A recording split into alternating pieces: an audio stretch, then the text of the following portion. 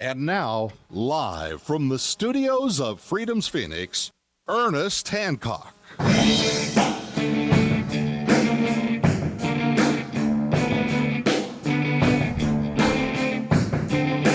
Welcome back to Declare Your Independence with me, Ernest Hancock, my very, very, very special guest, John Perkins, author of Hoodwinked and Confessions of an Economic Hitman. He was one of the guys that, you know, they're calling the boys out right now, all these countries, especially if they got new contracts to be signed with these new people that are going to put up, you know, for them because they love them so much. And this is what he did.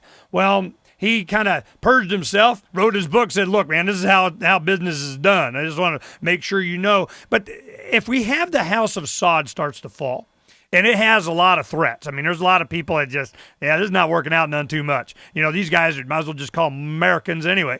So I want to ask John, as they start to fall, these corrupt regimes are just so opposed by their people. I mean, if you got a culture of distrust and hate and just ignoring them and doing their own thing, and then you have the retaliation by these regimes with just totalitarian efforts, you get millions of people in streets. That's what happens.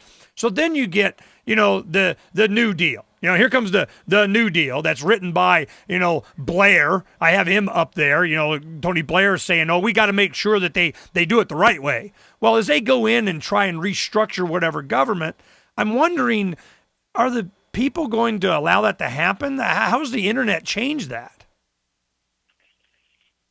You know, it's such an important question, Ernie. I think. Can you hear me? Okay. Yeah, go. Okay. I think that in these countries, people have always known, and I've hung out in these kinds of countries a long time. In a way, it's the same in the United States. I can't tell you how many people come up to me and tell me, I knew what was going on that you wrote about in Confessions of an Economic Hitman. I just didn't dare talk about it because people would call me as crazy until you wrote the book. I think you have that sense in so many of these countries. I certainly had it in Egypt when I was there, that people knew. And yet they don't have a real rallying point. So this new internet thing has given them an incredible rallying point. It's just like in the United States, what became the United States before the American Revolution. People knew the abuses that were coming down on us from the British. But until Tom Paine got out there with common sense and it was distributed widely and read throughout the country in pubs and taverns and bars and places, people didn't have a rallying point. So the internet thing is a huge, amazing rallying point. And I think we have to be very careful, though, that the corporatocracy knows this. And at some point, they're probably going to bear down pretty hard on it. Sometimes I think that all the pornography on the internet is maybe put there by the CIA. I mean, this sounds like a conspiracy theory. Maybe it is. And I don't have any proof of this. But sometimes I think a lot of this stuff is going out there just so that the righteous ones will have an opportunity to say, hey, we've got to censor the internet. And we've got to be very careful not to let censoring happen on the internet, because if you can censor sexual material, you can also censor political material. We don't want that to happen. It's not that I want my grandson watching this pornography. Well, I don't want the government to be my mama. You know, I'll take care of my children and raise myself and determine what I'm going to get. But yeah, I think I see what you're saying. It's like they want to have an excuse or a reason to control it, and they will come up with one. And here's the one that's coming: cyber threats, cyber security, cyber. And I remember it was 2004 or 5, I think, when we first started hearing about InfraGard. Have you ever heard of that?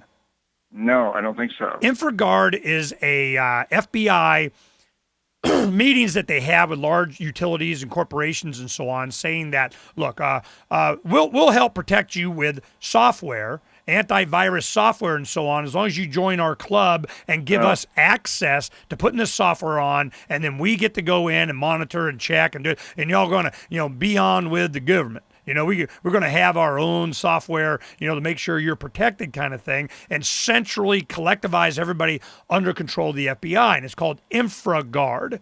And I guess that's for infrastructure guard or something. And I remember us doing stories on, I'm going, oh man, I see where this is going. And exactly. And it's all part of this, just control of information. And they use whatever excuse they have to. It'll be pornography. I remember them wanting to control a lot of this stuff because of the music industry, because of whatever. They'll come up with an excuse. But the power of information in the hands of Generation Next have a threatening experience for people in power that rely on propaganda. And we see it here. I want to tell you this one story. Dr. Paul won the CPAC, convention thing. Fox reports on this, and they take a clip from another CPAC the year before because it didn't have as much cheering for Ron Paul because they didn't want to demonstrate how much support there was at this year's CPAC. Well, then Fox News, he accidentally on purpose made a mistake. We'll talk about it later.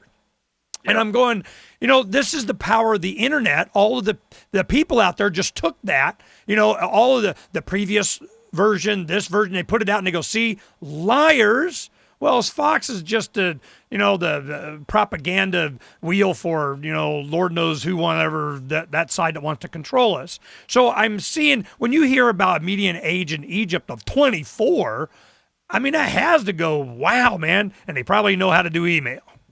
Yeah, absolutely. The whole social networking thing has connected us in a way we've never been connected before. Everybody on this planet now is almost everybody on this planet is in a position to talk to everybody else through the internet and cell phones too, for that matter, and Skype and all of this sort of stuff. It's amazing. We've never experienced this before in human history. It's a true revolution. I just saw a commercial last night, John. It had. I think it was AT&T pushing something. It was one of their smartphones. Imagine one of your Android-compatible phones. I have a Droid X, whatever the heck. I really like it. Now, of course, you're linked in to everybody following and doing, and the man knows what I'm doing. But they have this smartphone, and it's a little laptop that it just plugs into the laptop, and the phone and the laptop are the computer. So your laptop is your computer that syncs everything up with your phone, and your phone is your computer. It's getting to that point. So, yeah. And I'm going, wow, this is a powerful tool, but who ultimately you think controls this flow of information? When they want to do the kill switch, they can. And what do you think about their ability to do that? Right. Yeah, exactly. I know and I think we really have to be careful of that. And of course, the Egyptians tried very hard to control the internet. But people were smart enough to get around it in many ways. It was an amazing show of ingenuity. Yeah, it was so creative that Google had an app where you could just call a phone number, you speak into it, and it translated your voice into text onto a Twitter. Right. And I have that on my phone now. Yeah. So I'm going, wow, man, this is interesting stuff. I wanted to ask you one thing before I forget about it. The rest of this third segment here. What about Africa? We don't hear a lot about Africa, and it's such an enormous continent with enormous amounts of resources and so on. And I don't know how sparsely or densely populated, but there's a lot of sparsely populated areas there. What was your experience in South America and Latin America and the jungles of Amazon, that kind of thing, and how you think it relates to Africa? What Africa got in its future? Well, what's going on in South America is incredible. There's been a huge revolt there. We've had 10 countries in the last few years democratically vote in presidents who are standing up to the corporatocracy. And they're doing it in varying degrees. It's quite different in Chile from in Ecuador or Bolivia or Venezuela, but they're doing it. And every one of these 10 countries during most of my lifetime was run by brutal dictators put into power by the CIA. That has all changed. When we come back, I want to talk about that very thing. You have personal experience of a direct chronology of effort and effect of being an economic hitman, the CIA involved, the military, the U.S. government, and it's all falling apart around them. What's next? I don't know. We'll find out. John Perkins when we come back here on Declare Your Independence.